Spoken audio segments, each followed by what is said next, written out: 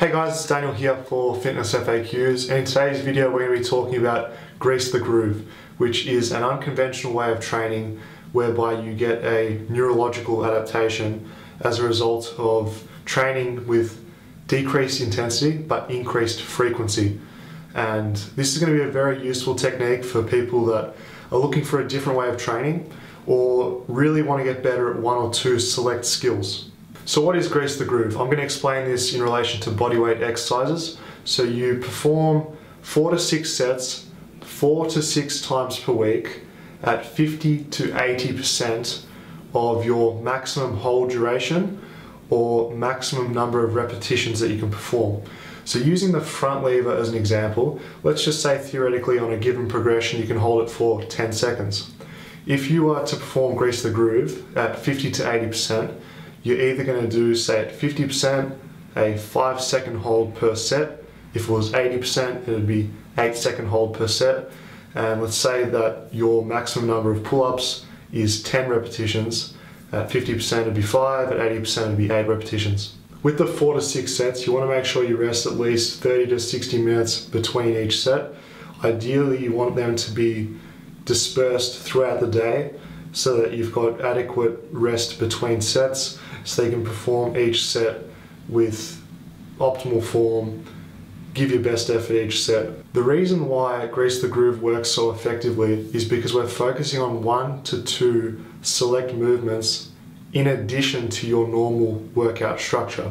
You're combining specificity, so you're working on the movement pattern specifically, and frequency, so you're doing the movement very frequently, you're getting the movement pattern practiced, and you're building those neural pathways for the movement specifically, so you can get stronger at that movement. The reason why I like the Grease the Groove training method is because you get that neurological response without excessive muscle fatigue, which is associated with conventional training.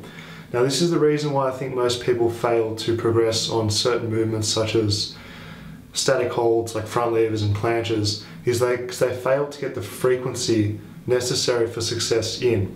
So what will happen is they'll train 1 or 2 times a week on the specific movement and they'll be too sore or too fatigued to increase their training frequency.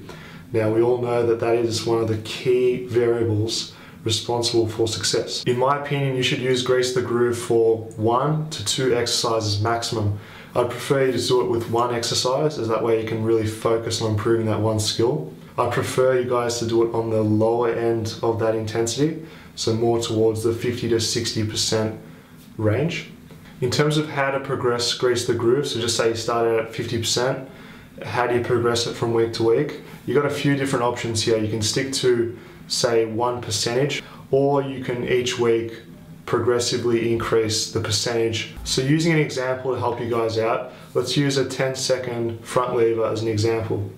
So starting out week 1, you'd do 50%, so 4 to 6 sets, 4 to 6 times a week of 5-second holds.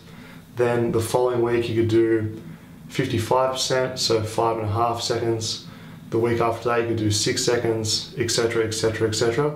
Or you could follow the same duration hold, so 5-second sets, and then after 4 weeks retest your maximum hold and then re-establish that time again. I can't stress enough that with the Grease the Groove training method that you need to work within your limitations. So never on any set reach failure. The whole point is to have a high frequency at a low intensity so that you can practice the movement pattern, prime your neural pathways for that movement pattern so you can get stronger at that specific skill and not burn yourself out by trying to max out on every set or work at an intensity which is too hard. Because you've got to remember that there's an inverse relationship between increased frequency and decreased intensity. So you can't increase frequency and expect to increase intensity at the same time. There's got to be an inverse relationship between the two. So as you increase one, the other has to decrease to accommodate for that. Just to conclude, I do believe that Greasing the Groove is an effective training protocol if utilised correctly. In the past, I have used Grease the Groove to help me break through plateaus in my front lever training, and I would attribute this method to much of my success with the front lever. Just based on personal experience with the front lever, I've found that 50 to 60% of your max duration hold on a given progression is the best way to do it.